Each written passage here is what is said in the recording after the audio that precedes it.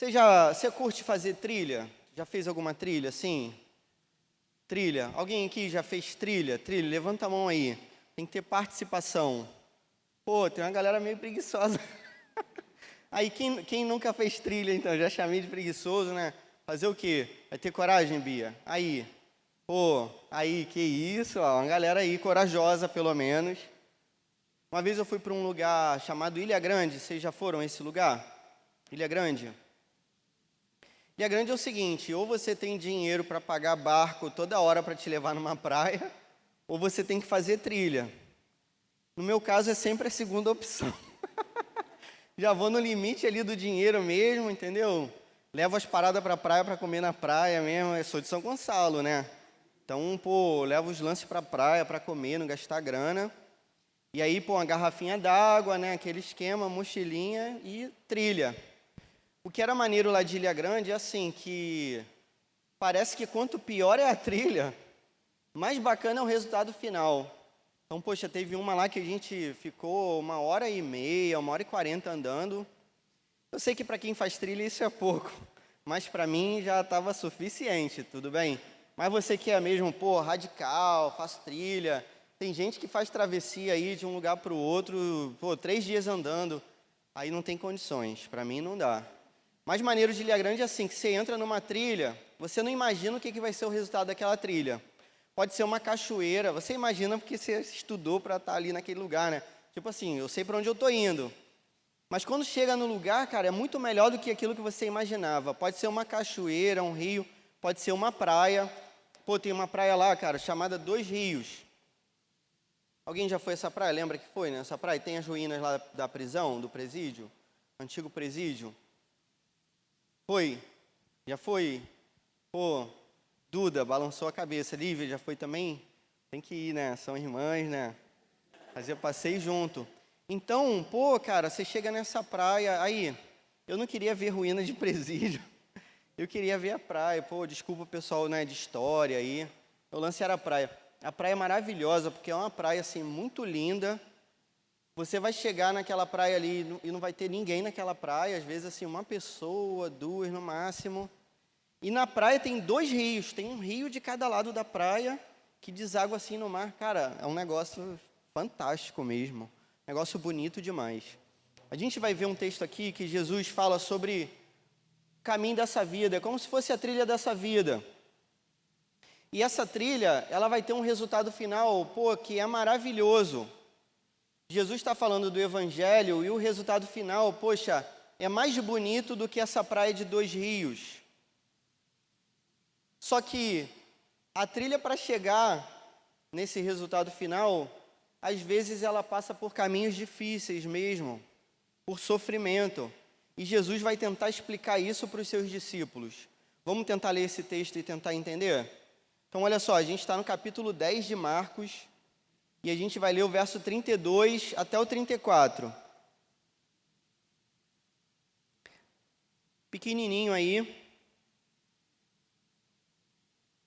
É o trecho dessa noite. Se você não sabe, a gente está lendo o Evangelho de Marcos sequencialmente. E a gente já está no capítulo 10, então a gente está caminhando para o final. Eu acredito que daqui a uns 4 meses a gente acaba. Mas eu ainda não fiz a conta direitinho, não. Estou chutando aí de cabeça. Todo mundo achou? Quem não tiver Bíblia vai ter que ver com um colega aí, pode ser? Colar com alguém aí para poder ler Marcos 10, 32. Vamos ler? Diz assim o texto, ó. Eles estavam subindo para Jerusalém e Jesus ia à frente. Os discípulos estavam admirados, enquanto os que o seguiam estavam com medo. Novamente, ele chamou à parte os 12 e lhes disse o que haveria de lhe acontecer. Estamos subindo para Jerusalém e o Filho do Homem será entregue aos chefes dos sacerdotes e aos mestres da lei. Eles o condenarão à morte e o entregarão aos gentios, que zombarão dele, cuspirão nele, o açoitarão e o matarão. 3 dias depois ele ressuscitará. Amém? Pô, o que que envolve esse texto, né? O que que aconteceu até aqui? Jesus, no capítulo 10, se você acompanhou as últimas mensagens que a gente fez aqui, no capítulo 10 ele está falando sobre discipulado. E aí, ele vai falar de algumas formas de você ser discípulo de Jesus. Então, no início, ele fala sobre o divórcio, ou seja, você ser discípulo dele no casamento. E ele vai falar, obviamente, contra o divórcio. E aí, depois, ele vai falar que as crianças são um referencial de discípulo, porque as crianças dependem completamente dos seus pais. E se a gente é discípulo de Jesus, a gente depende, ou a gente entende que depende completamente do nosso Pai que está no céu. Beleza. Depois Jesus vai conversar com aquele jovem rico e vai dizer para os seus discípulos assim, ó, não tem nada que a gente possa fazer para a gente chegar até o céu. Jesus vai dizer para os seus discípulos assim, ó, não tem nada que você faça pela sua própria força, pelo seu próprio braço, para você conseguir, ou pela sua própria perna, para você conseguir terminar essa trilha e chegar nesse lugar maravilhoso, beleza? Terminar essa trilha e chegar no céu. Semana passada eu fiz aquela comparação, você lembra? Da galera numa competição de natação, e eu estava na competição, só que a competição era de Itacoatiara até a África, 6.000 quilômetros. Eu nadei 300 metros e já me afoguei. Tá rindo que eu me afoguei? Que isso, gente? E aí, poxa, ainda que tivesse um atleta olímpico, ele ia nadar, sei lá, pouquíssimos quilômetros, estaria totalmente distante da África. E aí os discípulos poderiam pensar assim, poxa, mas e aí? Então ninguém vai se salvar. Aí Jesus vai falar para eles sobre qual é o propósito da vida dele, qual é o propósito da vinda de Jesus e da vida de Jesus. A história aqui é a seguinte: a mensagem, cara, da cruz é a mensagem central do Evangelho. Você nunca deve olhar para essa mensagem como um filme repetido. Então, pô, aqui tem a opção de crente já. Tem a opção de gente que eu não sei se é. Mas assim, a gente ouve a mensagem da cruz como, pô, um filme repetido. Mas não, cara, essa é a mensagem mais importante da nossa vida. Você, no máximo, poderia olhar como um filme repetido que você gosta. Tem algum filme que você já viu várias vezes aí? Que você tem? Vocês são fãs aí? Ninguém assiste filme que não? Você só vê em série? Então, pô, sabe aquele filme que você curte muito e toda vez que você vê, você acha maneiro? A mensagem da cruz tem que ser assim. Então, toda hora que a gente olha para essa mensagem da cruz, a gente tem que achar essa mensagem maneira. Jesus, ele está indo para Jerusalém. Então, isso significa que ele está indo para um lugar que ele vai morrer, ele vai ser crucificado. Ele faz isso por vontade própria. Jesus diz assim, ó, ninguém tira a minha vida de mim, eu mesmo a entrego. E eu entrego a minha vida pelos meus amigos. Se você é amigo de Jesus, Jesus entregou a sua vida por você. Jesus está indo para Jerusalém agora para morrer, ele sabe disso. Já é a terceira vez que Jesus avisa isso para os seus discípulos. Ele já tinha dito uma vez, já tinha dito pela segunda vez, agora pela terceira vez. O início do texto vai dizer que os caras estão meio assim, admirados e com medo, porque eles acreditavam que ia acontecer alguma coisa em Jerusalém, mas eles não tinham noção que o que ia acontecer é exatamente o que Jesus está falando. Hoje, a gente vê essa história como quem sabe o final da história. Mas esses caras não, eles viam a história durante a história. Tá dando para entender? Sabe, quando a gente sabe o final da história, então a gente entende perfeitamente. Uma vez eu assisti um filme com a minha sogra. Cara, a pior pessoa para você assistir filme é a sua sogra. Pelo menos no meu caso. Minha sogra, sabe por quê? Minha sogra é uma pessoa maravilhosa. Mas ela tem um defeito, que é um defeito grave. Ela dá o pior spoiler de todos no início do filme. Então, assim, uma vez ela me chamou para ver um filme lá, filme horroroso, tal de Corrida Mortal. Alguém já assistiu esse filme? Gostou? Não, né? Poxa, vou te dar o spoiler, posso dar? Você não vai assistir, né? Então, assim, ela me chamou, ela já tinha visto o filme. Aí, poxa, sentei do lado dela. Aí, daqui a pouco, cara, na primeira cena do filme... Primeira cena do filme é assim, o cara que é o principal está correndo a corrida lá, a corrida mortal, e o que vai acontecer? morre. Quando isso aconteceu, o cara morreu, eu fiquei surpreso. Eu fiquei assim, poxa, mas o cara não é o principal, como é que ele vai morrer agora? Aí o que o filme vai fazer? Voltar no tempo para você entender a história. Cara, ela já me contou o final, ela falou, não, ele não morreu não. Quem morreu aqui foi um clone dele, não foi ele que morreu e não sei o quê. Tipo assim, estragou o filme completamente. Então, eu fiquei 1 hora e pouca ouvindo aquela história repetida, sabe? Porque você já conhece o final. Os discípulos não. Aí teve uma segunda vez que eu assisti um filme com a minha sogra, aí eu botei essa condição. Eu e minha esposa, Raquel, a gente falou assim, ó, e a minha esposa é mais dura com a minha sogra do que eu, obviamente, a mãe, né? Então tem aquela pressão assim. Aí ela falou assim, olha mãe, não tem conversa. Você não vai falar nada nesse filme. A gente vai assistir e você não fala nada. Beleza? Aí ela pensou bem, coitada. Ela tá doida para falar, né? Ela, não, tudo bem. Não vou falar nada. Aí ela ficou sentada assim. Aí começou o filme, a gente sentado ali e ela sentada aqui. Aí, cara, aconteceu uma parada no filme que ela fez assim, ó. Tipo assim, pô, ela tá contando, cara, mas sabe, com um olhar, pô, estragou o filme de qualquer jeito. Imagina, uma pessoa assim estragando a história. Então esses caras, porque quando a gente lê esse trecho, a gente pensa assim, pô, como é que eles não estão entendendo? Jesus está falando claramente, olha só, eu vou para Jerusalém e eu vou morrer, os caras vão me bater e eu vou ser torturado e eu vou ser crucificado e eu vou morrer, mas 3 dias depois eu vou ressuscitar. E os caras não estão entendendo o que Jesus está falando, mas existe uma lógica para isso também, porque Jesus não falou por parábolas várias vezes. Esses caras poderiam achar assim, pô, isso é metáfora que ele está falando. Não, isso é linguagem figurada. Talvez caia aí na prova de português da UERJ. Isso é linguagem figurada, cara, não é assim não. A gente vai para Jerusalém e ele vai ser rei, só que ele está fazendo essa metáfora aí que a gente não está entendendo. Os caras não estavam entendendo. Jesus está explicando para os seus discípulos o que é o centro do Evangelho. Então, olha só, você pode entender muita coisa aqui. Se você não entender a mensagem central do Evangelho, não vai ter servido de nada. Você pode achar essa parada aqui legal, você pode achar o som legal, você pode achar os amigos que você vem encontrar aqui legais, de repente até o ambiente de célula, não, os amigos não são... A colega fez assim, pô, os amigos não são muito legais. Você pode achar, pô, a galera da célula maneira, e aqui rolam uns eventos maneiros, e aqui é maneiro mesmo, eu acho maneiro.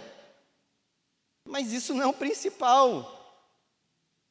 Cara, o principal é você entender essa mensagem da cruz. Você sabe qual é a mensagem da cruz? A mensagem é a seguinte, poxa, Deus criou todas as coisas. A gente acredita num Deus criador, que cria todas as coisas de propósito, e com um propósito. Deus criou todos os homens, todas as mulheres, a sua imagem e semelhança, Ele criou os seres humanos. E Ele viu que tudo era maneiro, tudo era bom, mas teve um momento em que o homem decidiu se afastar desse Deus que o criou. E esse homem rejeitou a presença de Deus, e esse homem desobedeceu, e esse homem falhou, e a Bíblia chama isso de pecado. No Evangelho, isso é gravíssimo, porque essa ruptura seria uma ruptura eterna. Jesus vem ao mundo para romper essa ruptura, ou para restabelecer o nosso contato com esse Deus de amor, com esse Deus que é o nosso Pai. Essa é a mensagem do Evangelho. Mas para que isso acontecesse, Jesus teria que passar por esse caminho de sofrimento, Ele teria que agir como um servo sofredor, sendo o Rei eterno. Ele teria que ser torturado, preso, traído injustamente. Ele teria que ser açoitado, cuspido, humilhado, desnudado, tiram as roupas de Jesus. ele fica nu, ele teria que carregar a própria cruz como uma forma de humilhação, e ele teria que derramar o próprio sangue, para que esse sangue pudesse nos lavar de todo o pecado, e para que a justiça de Jesus fosse colocada na nossa vida, e para que a gente pudesse, mesmo tendo sido inimigos de Deus, para que a gente pudesse ser declarado justo e amigo. É assim, a gente assumiu uma sentença de morte. Só que antes da gente morrer eternamente, Jesus disse: eu tomarei o lugar dessa pessoa, do Clóvis, da Raquel, do João, da Marina. Eu tomarei o lugar dessa pessoa. Eu vou morrer no lugar dela. Sabe aquele filme, já que eu estou falando de filme, né? Sabe aquele filme... É Jogos Vorazes, né? O nome do filme? Jogos Vorazes? Que recrutam as pessoas, assim, fazem um sorteio, sei lá. Aí alguém é selecionado para participar daquele reality show, que vai um caçar o outro. É esse filme mesmo ou eu estou falando besteira? Quem assistiu esse filme aí? Levanta a mão. Como é que é o nome daquela garota principal lá? A garota... Esse é o da garota que joga flecha, é esse? Ou estou confundindo? É que eu estou meio desatualizado. Eu assisto agora a 3ª temporada do Patrulha Canina. Top! É o que eu estou vendo, então estou meio por fora. Como é que é o nome da personagem? Não é atriz, não. O nome da personagem, alguém lembra? É o quê? Pô, Katniss. Não tinha um nome mais fácil do que esse, gente? Então, sabe aquela cena que sorteiam a irmã dela, a irmãzinha dela? Aí a irmãzinha dela vai para um negócio para morrer. Aí ela diz assim, não, eu vou no lugar da minha irmã. Não tem essa parte? Cara, foi exatamente isso que Jesus fez no nosso lugar. O sacrifício de Jesus é um sacrifício substitutivo. O nome disso é substituição penal. A gente teria uma dívida, Jesus diz assim, eu pago essa dívida. A gente teria que morrer, Jesus diz assim, não, eu vou morrer no lugar dele.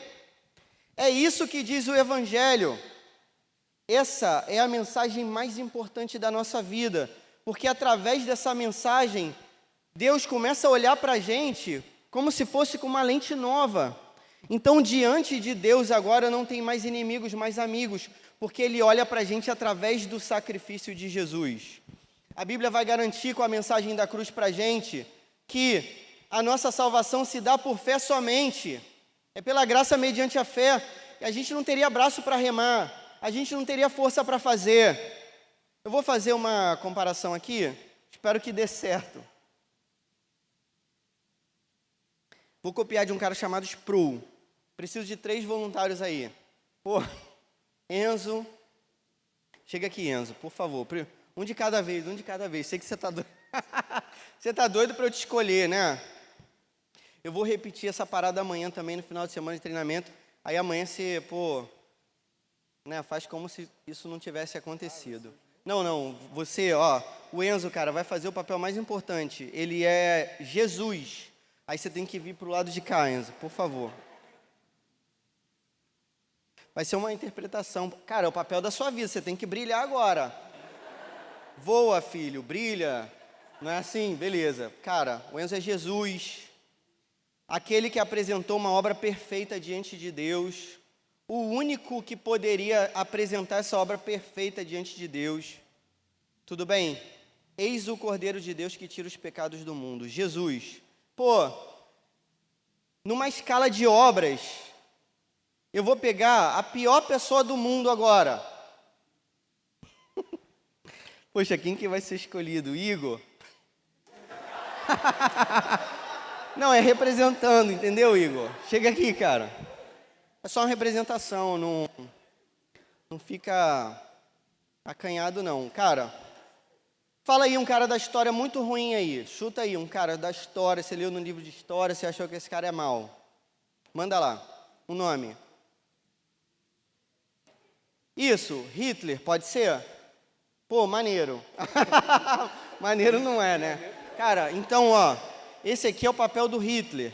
Olha o abismo que há beleza, olha a separação entre as obras de Hitler e as obras de Jesus. Pô, nessa escala, eu vou precisar de alguém que faça o papel do apóstolo Paulo, que, na minha opinião, foi a pessoa mais parecida com Jesus, depois que ele se converte no caminho de Damasco, entrega sua vida pelo Evangelho também. Então, assim, para mim é a pessoa mais santa de todos os seres humanos, assim, que não seja Jesus, né? Pô, quem vai fazer? Pacielo, chega aí. Passe, conhecido como Passe. Dá um passo aqui. Pô, Passe, chega aqui, por favor. Cara, Pacielo está interpretando aqui o apóstolo Paulo, tudo bem? Olha a humildade, o garoto já está, né, olhando para o chão, tal, é isso. Então, ó, existe, poxa, essa lacuna entre Jesus e Hitler. Poxa, o apóstolo Paulo foi a pessoa mais próxima de Jesus na história. Vamos chegar pertinho dele. Poxa, o apóstolo Paulo foi apedrejado pelo Evangelho. O apóstolo Paulo sofreu. O apóstolo Paulo, no final da sua vida, vai ser decapitado por conta do Evangelho. Poxa, dá um abraço em Jesus aí, cara. Esperou por esse abraço a vida toda, não é isso? Então, cara, a gente imaginaria que nessa escala entre Hitler e Jesus, o apóstolo Paulo estaria aqui pertinho de Jesus. Mas a diferença, cara, entre as obras de Paulo e as obras de Cristo é imensa. Chega aí, passe. Paulo, pela própria obra, pelo próprio braço, pela própria força, o máximo que o apóstolo Paulo consegue chegar é nessa posição aqui. Olha a diferença entre as obras de um homem santo e daquele, cara, que é o Cordeiro de Deus que tira os pecados do mundo. Consegue perceber? Então, se o apóstolo Paulo está aqui e Hitler está aqui, eu estou aqui, provavelmente, pertinho. E Jesus, cara, pela sua obra perfeita, está lá longe, está lá longe. O sacrifício de Jesus é infinitamente superior a qualquer sacrifício. A entrega de Jesus é infinitamente superior a qualquer entrega, porque ele é o único que conseguiu fazer isso perfeitamente. Só que vai ter um dia que, daqueles que se entregaram ao Evangelho de Jesus Cristo, aqueles que resolveram confessar Jesus Cristo com a sua boca como Salvador e reconheceram isso no seu próprio coração, pô, cara, vai ter um dia que a gente vai ser transformado. E a Bíblia diz pra gente, cara, que nesse dia a gente vai receber pela cruz de Jesus, pela salvação que vem de Jesus, um corpo glorificado. E nesse dia, cara, finalmente, a gente vai poder viver pertinho dele. Amém? Pô, palmas para os colegas aí.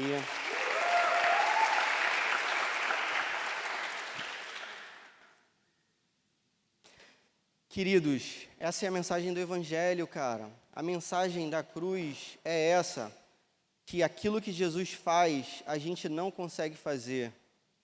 A mensagem do Evangelho é tão maravilhosa que ela diz que é por Jesus somente. Que eu não preciso acrescentar nada nesse caminho de salvação. Isso faz com que eu me coloque diante de Deus, cara, com toda a liberdade, com toda a leveza. Lembra que Jesus disse que aquele que estivesse cansado e sobrecarregado deveria colocar o fardo diante dele, porque o fardo de Jesus é leve. Eu consigo hoje viver a minha vida sem o peso das obras, sem o peso de ter que fazer alguma coisa para ser aceito, porque eu já fui aceito em Jesus Cristo, porque eu já fui aceito pela mensagem da cruz, e eu já fui resgatado, e eu não preciso somar, acrescentar mais nada. É por isso que o Evangelho é boa notícia. Sabe qual é a boa notícia? A lei dizia para a gente assim: você tem que fazer tudo, faz isso, faz aquilo, mas o Evangelho diz para a gente assim: Jesus fez tudo no nosso lugar. Jesus já cumpriu tudo no nosso lugar. E agora a gente tem liberdade para adorar esse Deus, e para amar esse Deus, e para buscar a palavra dEle, e para buscar o coração dEle, e para buscar esse sentido que Deus quer colocar na nossa vida, que é viver uma vida santa também parecida com Jesus. Não para a gente ser salvo, porque a gente já é salvo. A Bíblia vai dizer que a gente já reina com Ele. Nesse mundo celestial, a gente já reina com Cristo. A gente vai buscar porque agora a gente recebeu um coração novo, porque agora a gente vai apresentar necessariamente o fruto do Espírito, que é amor, paz, longanimidade, mansidão, domínio próprio. É isso, cara. Essa é a beleza, e essa é a beleza da mensagem do Evangelho. No entanto, entre uma coisa e outra, em alguns momentos a vida vai parecer bastante difícil. Em alguns momentos a gente vai ter que abrir mão de algumas coisas. Repito, não para salvação, mas a gente vai ter que abrir mão de algumas coisas, porque a gente ama esse Deus, a gente faz isso por amor, porque a gente sabe que algumas coisas que a gente faz, que a gente diz, quando a gente não ama o próximo como a gente mesmo, a gente sabe que a gente está desagradando esse Deus de amor. E agora, diante desse evangelho tão bonito, a gente só quer agradá-lo e viver para a glória dele, e viver louvando esse Deus, não só com as palavras aqui no momento do louvor, mas com a nossa vida toda. Esse que é o detalhe, cara. Ainda que em determinados momentos a gente tenha que sofrer também, a gente tenha que pegar a nossa própria cruz e seguir a Jesus. Mas a gente faz isso porque a gente quer seguir o nosso mestre, não como alguém que imita simplesmente, mas como alguém que tem comunhão. A gente anda junto com ele, cara. E a gente vai seguir com ele à frente, como está aqui nesse texto, o caminho que ele apontar para a gente nessa vida. A gente tem vivido momentos tranquilos no Evangelho. A vida particular sua eu não conheço, não sei. Eu sei só da minha. Em alguns momentos eu vivo problemas e crises e etc. Mas eu sei que mesmo assim, cara, a vida é muito menos difícil porque eu estou com Jesus. E isso traz todo o consolo para a minha vida, cara. Isso traz toda a paz. Eu tenho toda a segurança e plena certeza de que eu sou salvo em Jesus Cristo, porque eu só confio nele. Se eu confiasse em mim, se dependesse de mim para alguma coisa, a notícia do Evangelho não era boa notícia, era péssima notícia. Se fosse 99% Jesus e 1% eu, nesse 1% eu ia falhar. Então tem que ser 100% Jesus. E a mensagem do Evangelho diz isso, é 100% Jesus. E isso é boa notícia, isso é alegria, que independentemente do que aconteça, no dia que eu partir, eu vou me encontrar com esse Cristo que ressuscitou o terceiro dia e que hoje está sentado num trono à direita do Deus Todo-Poderoso e um dia vai voltar para buscar a sua igreja e para julgar todos os povos, todas as nações, todas as línguas. Todo mundo um dia vai se colocar diante desse grande tribunal de Deus, e aqueles que confiaram em Jesus somente serão salvos, aqueles que confiaram no seu próprio braço se perderão. Essa é a mensagem do Evangelho. A mensagem do Evangelho requer da gente uma resposta. Qual é a resposta que você apresenta para o Evangelho de Jesus? A resposta tem que ser um sim para sempre. Tem que ser seguir a Jesus para sempre. Tem que ser um sim que se estende por toda a vida. A mensagem do Evangelho é confiar nele. A mensagem do Evangelho é arrependimento. Isso é produzido na vida de todo mundo que segue a Jesus de todo o coração. Todo dia a gente olha para a nossa vida, a gente se arrepende. Todo dia a gente confia nele. Todo dia a gente sabe que a gente está caminhando para encontrá-lo um dia. Porque nesse caminho, um dia ele nos encontrou primeiro. Amém? Você não acha que a mensagem do Evangelho é boa demais? Vamos orar? Senhor, muito obrigado pela tua mensagem, muito obrigado pela tua palavra, muito obrigado porque um dia o Senhor enviou o seu Filho que decidiu dar a sua vida por nós, e essa mensagem do Evangelho é a nossa salvação. A gente te louva, Pai, porque na cruz de Jesus todo o nosso pecado foi perdoado e a nossa vida foi lavada, de modo que aqueles que eram teus inimigos e eu era o teu inimigo, Senhor, se tornaram amigos, se tornaram santos, se tornaram filhos, e eu te louvo por isso, Senhor. Muito obrigado. Que essa mensagem seja selada no nosso coração, que além de qualquer vantagem que a gente tenha nesse meio, a maior vantagem que a gente receba seja a salvação em Jesus Cristo, não por nada que a gente possa fazer, nem porque um dia a gente foi especial de algum modo para entender essa mensagem, mas não, pelo contrário, nós éramos cegos, surdos, um dia a gente enxergou, um dia a gente ouviu, porque o Senhor fez esse milagre através do Teu Espírito Santo, e a gente te agradece em nome de Jesus, amém.